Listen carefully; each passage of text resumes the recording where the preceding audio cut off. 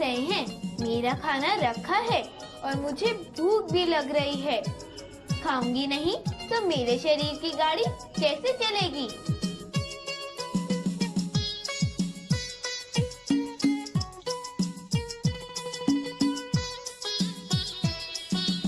गाड़ी को जैसे ईंधन की आवश्यकता होती है, वैसे शरीर के लिए भोजन की।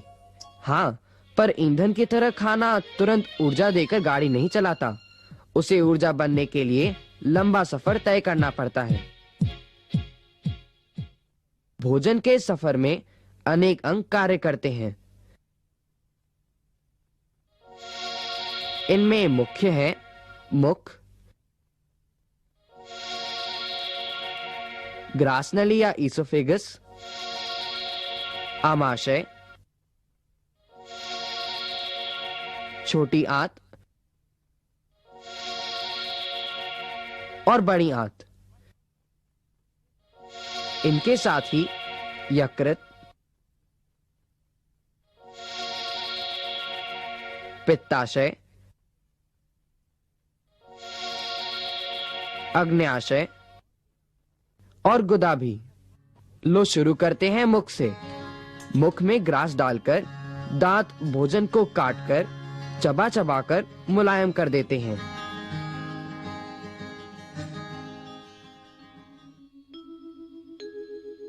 मुख में 4 प्रकार के दांत होते हैं।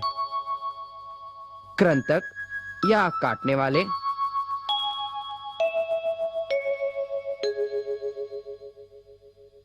रदनक यानी फाड़ने वाले,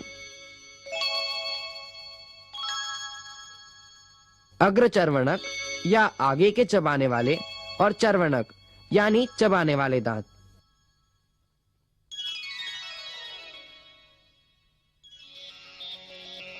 क्या मुझे पहचाना? मैं भी तो हूँ भोजन सफर में, भूल ना जाना मुझे डगर में। हाँ हाँ, जानती हूँ तुम्हें, पहचानती भी हूँ। आपकी लार से ही तो खाना नरम होता है और अनेक ग्रंथियों से पाचक रस भी मिलते हैं। क्या कहा? जीभ? बिल्कुल ठीक। एक और बात बताता हूँ, जीभ शरीर की सबसे मजबूत मांसपेशी होती है। दांत खाद्य पदार्थों को छोटे छोटे टुकड़ों में तोड़ते हैं। इस दौरान लार ग्रंथियों का रस यानी लार भोजन में मिश्रित हो जाती है। मुख में स्थित लार ग्रंथियों के पाचन रस से भोजन के कार्बोहाइड्रेट या कार्बोस डाइसैकेराइड में परिवर्तित होता है।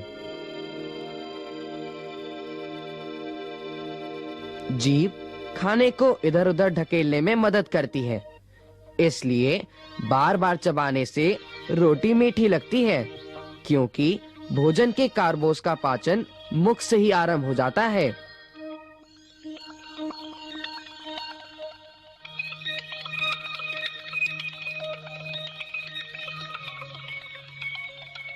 यहाँ से खाना ग्रास नली से आमाशय की ओर बढ़ता है।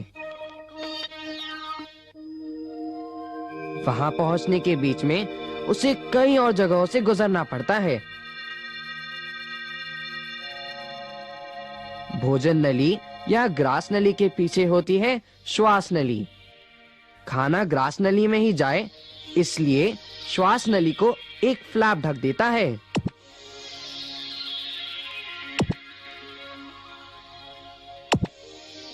अगर गलती से भोजन श्वास नली में चला जाए तो क्या होता है?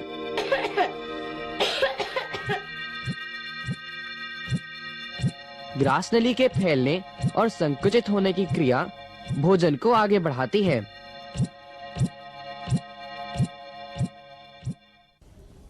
अब पहुंची हमारी यात्रा अपने सबसे महत्वपूर्ण पड़ाव यानी आमाशय में।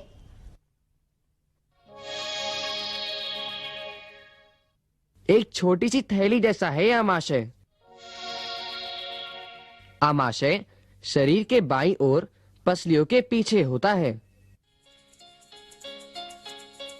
आमाशय के फैलने सिकुड़ने की क्रिया से खाने का मंथन होता है और जठर ग्रंथियों से हाइड्रोक्लोरिक रस निकलकर भोजन में मिलता है। जठर ग्रंथियां अमाशय की थैली में होती हैं।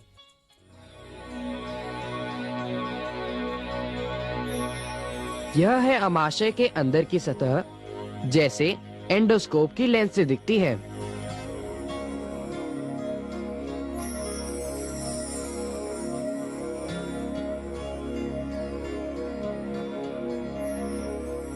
अगर इसे कई गुना बढ़ाकर देखें तो उसमें होंगी जठर ग्रंथियां।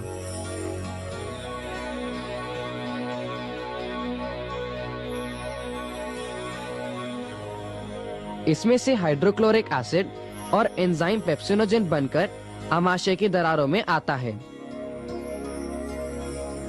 भोजन में मौजूद बैक्टीरिया को मारने के अलावा हाइड्रोक्लोरिक एसिड पेप्सिनोजेन को पेप्सिन में परिवर्तित कर देते हैं, जो प्रोटीन को तोड़कर पेप्टाइड के टुकड़ों में बदल देते हैं। अब भोजन अमाशय से आगे डियोडेनम या ग्रहणी में जाएगा।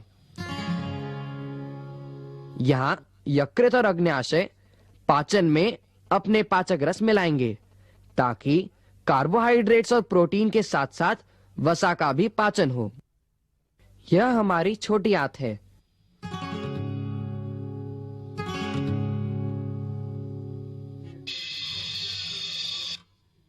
और यह होती है 6 से 7 मीटर की।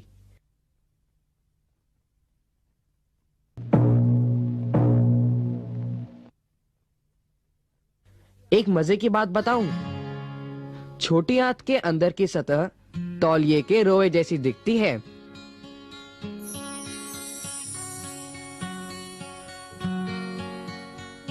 जिसमें लाखों लाखों छोटे छोटे रोए होते हैं, जिन्हें अंग्रेजी में विलाई कहते हैं। एक विलाई को माइक्रोस्कोप में देखने पर उसमें कई सैकड़ों हजारों बहुत ही छोटे छोटे माइक्रोविलाई दिखेंगे। ये सब मिलकर छोटी आंत की सतह को कई गुना बढ़ा देते हैं। लेकिन हर एक विलाई में क्या होता है? पचे हुए डाइसैकेराइड एंजाइम की मदद से ग्लूकोज जैसे मोनोसैकेराइड में बदल जाते हैं। इसी प्रकार डाइपेप्टाइड्स को एंजाइम तोड़कर अमीनो एसिड में बदल देते हैं। हर एक विलाई में रक्त और लिम्फ वेसल होते हैं। ग्लूकोज और अमीनो एसिड विलाई के अंदर गुजरकर रक्त में चले जाते हैं। वसा के साथ कुछ अलग होता है। पचा हुआ वसा रक्त को बाईपास करते हुए लिम्फ वेसल में अवशोषित होता है। छोटी आंत में खाना थोड़ा थोड़ा करके आता है और यहाँ भोजन खाने के 2-3 घंटे बाद आना प्रारंभ होता है। यहाँ पेप्टाइड और वसा का पाचन लगभग पूरा हो जाता है और इसके लिए छोटे विलाई भी पाचन रस प्रदान करते हैं। बचे हुए भोजन का रक्त द्वारा अवशोषण छोटी आंत में होता है। इसलिए कहा जाता है कि पोषक तथा संतुलित आहार खाना आवश्यक है। अब आया भोजन यात्रा का अंतिम पड़ाव, खाना पहुंचा बड़ी आंत में।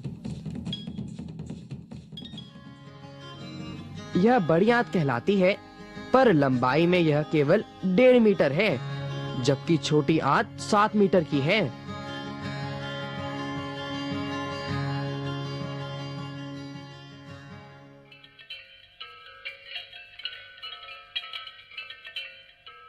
लेकिन यह काम भी बहुत करती है।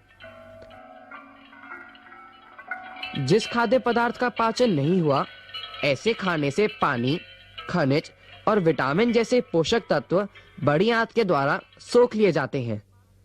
बड़ी आंत के कार्य के बाद बचा हुआ मैल हम निकास कर देते हैं गुदा द्वारा।